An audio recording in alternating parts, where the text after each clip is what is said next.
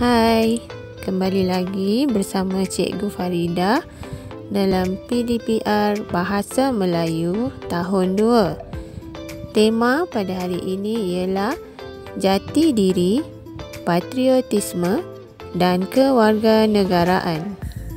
Unit 14, Hidup Berbakti dengan tajuk Tok Batin yang Dihormati. Murid-murid sudah bersedia? Mari kita mulakan PDPR kita.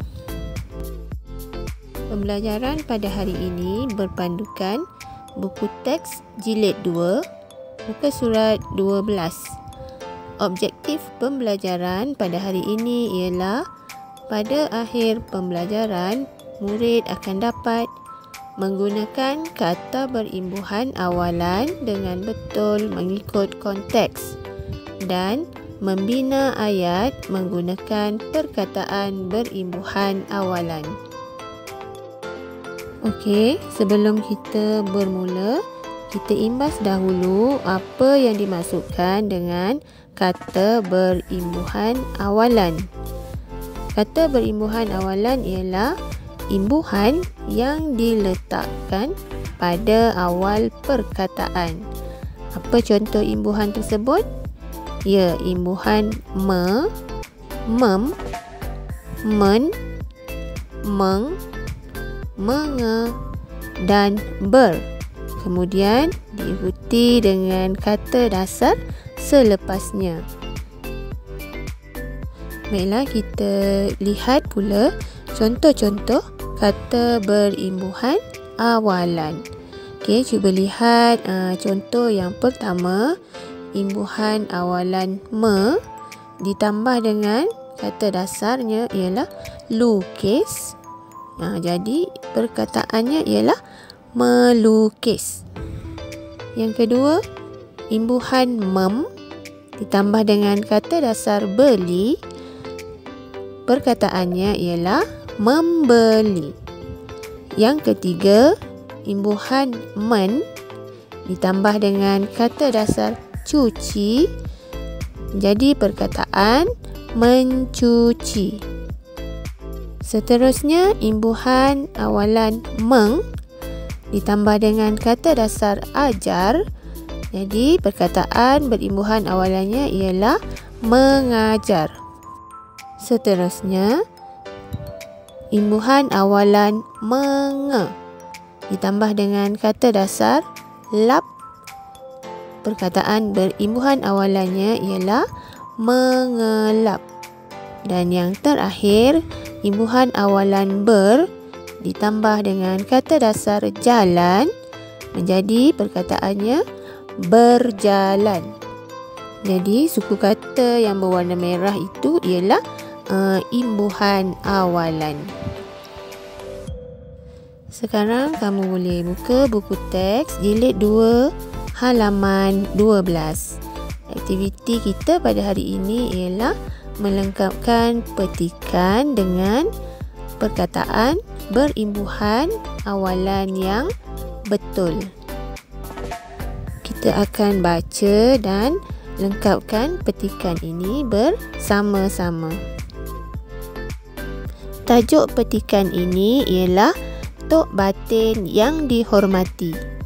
Murid-murid tahu siapa itu Tok Batin?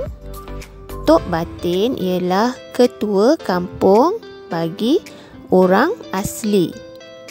Kita baca bersama-sama ya. Saidin bin Bujang ialah Tok Batin. Beliau menjadi Tok Batin di sebuah kampung di negeri Selangor. Okey, jadi dalam perenggan pertama ini, perkataan berimbuhan awalannya ialah menjadi. Okey, imbuhan awalan men. Okey, kita sambung seterusnya. Beliau akan berjalan di sekitar kampung setiap hari. Beliau akan berbual-bual dengan penduduk kampung. Tok Batin akan mencari jalan untuk menyelesaikan masalah di kampung itu. Okey, perkataan berimbuhan awalan dalam perenggan yang kedua ini ialah berjalan imbuhan awalan ber, berbual dan mencari. Seterusnya, beliau memastikan penduduk kampung menghantar anak mereka ke sekolah. Jadi, penduduk di kampung itu mendapat pendidikan yang sempurna. Okey, jadi perkataan berimbuhan awalan dalam perenggan ini ialah mendapat. Okey, kata imbuhan awalan men. Jika anak buahnya sakit, Tok Batin akan pergi ke rumah mereka. Beliau akan bertanya tentang kabar mereka. Jadi, hubungan mereka sangat mesra.